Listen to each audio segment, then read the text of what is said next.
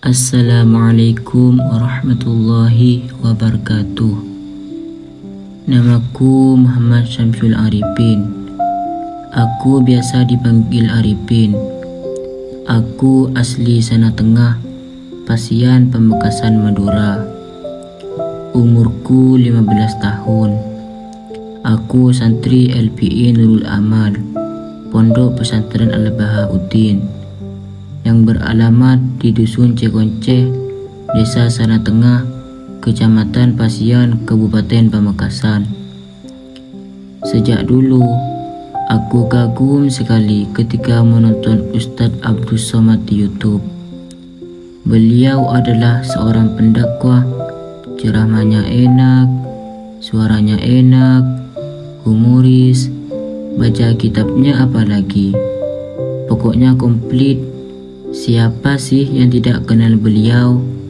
Se-Indonesia pasti mengenal beliau, bahkan internasional. Beliau alumni Darul Hadis Maroko, Afrika. Dari situ aku bertanya-tanya tentang bagaimana rasanya menjadi seorang dai yang bisa berceramah di depan ribuan orang. Aku juga bertanya bagaimana caranya bisa membaca kitab kuning karangan Maha Guru Ulama dulu, dan hafal Al-Quran serta hadis agar nantinya bisa berpidato seperti beliau. Makanya aku ingin mengikuti jejak langkah beliau, sehingga aku memulai langkahku di pesantren ini, LPI Nurul Amal, Pondok Pesantren Al-Bahauddin, dengan mengikuti program Al-Miftah Lil-Ulum, metode asyik cepat belajar baca kitab kuning. Saat aku masuk pertama kali di program Al-Miftah, seorang kiai menyampaikan padaku bahwa metode Al-Miftah ini adalah media atau sarana yang sangat mudah untuk memahami Al-Quran, memahami hadis Nabi Muhammad, serta bisa membaca dan memahami kitab kuning. Dan beliau mengutip Nazom Emriti yang sangat familiar di kalangan santri, yaitu "Wanahu awla awalan ayyu'lama izil kalamu dunahu la yufahama." Ilmu nahwu adalah yang paling utama dipelajari terlebih dahulu, karena tanpa nahwu karya ulama tidak bisa dipahami. Mendengar apa yang beliau sampaikan, aku semakin yakin bahwa program Al-Miftah inilah salah satu sarana yang bisa mengantarkanku nanti menjadi seorang dai internasional seperti Ustadz Abdul Somad. Awal-awal aku mondok rasanya asik banget. Banyak teman, bisa belajar bersama, main bersama, mandi dan makan pun kita lalui bersama. Setelah 1 bulan aku lalui program Al-Miftah ini, aku mulai merasa capek, rasa gelisah, rasa tidak kerasan itu mulai tumbuh. Aku selalu ingat kepada ibuku di rumah. Aku kepikiran kepada ibuku. Ibuku sedang apa? Ibuku sendirian. Lalu siapa yang membantu kesibukan ibuku di sana? Karena sejak kecil aku hanya hidup berdua bersama ibuku. Sebab aku dan ibuku ditinggal merantau oleh bapakku ke negeri jiran Malaysia di saat aku masih berumur 2 tahun. Jika ibuku sakit, lantas siapa yang akan merawatnya? Pikiranku mulai tidak tenang, belajar pun tidak fokus, dan terasa tidak nyaman.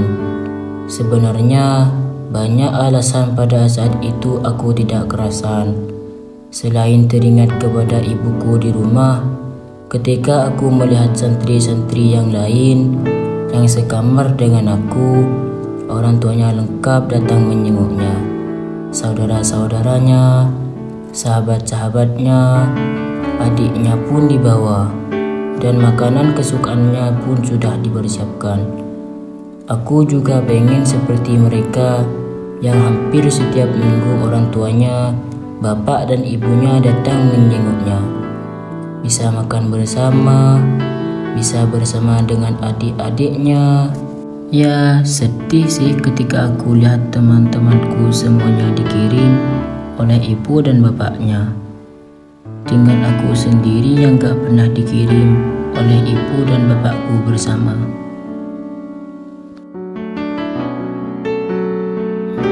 Pernah satu kali aku paksakan nelpon bapakku.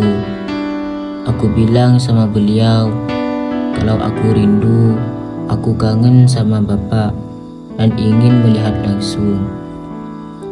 Aku pun terus terang sama beliau kalau cuma aku yang gak pernah dikirim oleh bapak dan ibuku bersama.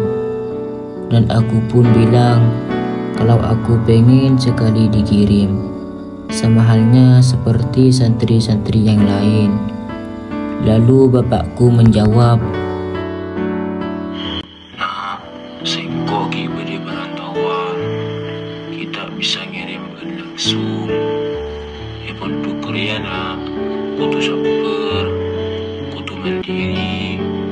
Cek laku gentong di orang tua melolo, gerong di orang tua ria. Biasa nak, ingat di orang tua malah wajib nak. Tapi keingat dia nak, orang tua ria penikah aku yang nangis sih. Keingat ia, anak ingat di orang tua ria wajib. Tapi pada waktunya di malam beun pada ngaji kitab hindar kacokok pas tu akhirin tuana.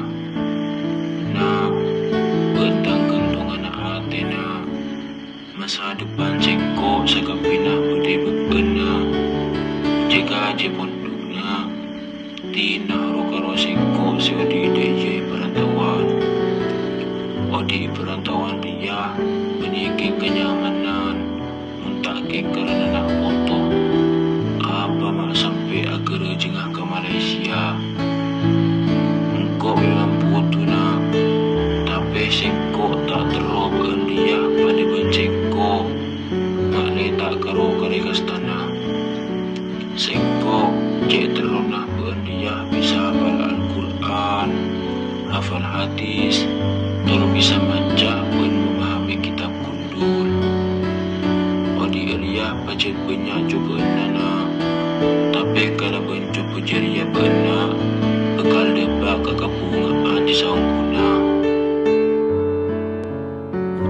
mendengar nasihat bapakku itu, aku sedikit bisa menahan rasa rindu, kangen sama beliau. Karena ini memang hanya untuk masa depanku. Aku harus ngerti sama beliau. Beliau selama ini belum pernah menjengukku. Bukan berarti beliau tidak rindu sama aku. Aku yakin beliau sama halnya seperti aku.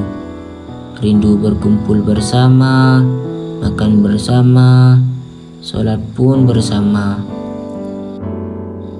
Kedua, aku tidak kerasan di pondok karena ketika aku sudah menginjak 2 bulan lebih lamanya, aku sering sakit, sering banget sakit kepala, panas, demam, dan yang paling sering aku sakit gatal-gatal. Orang Madura biasa menyebutnya goreng. Pantas seluruh badanku belang-belang karena terkena penyakit yang namanya goreng.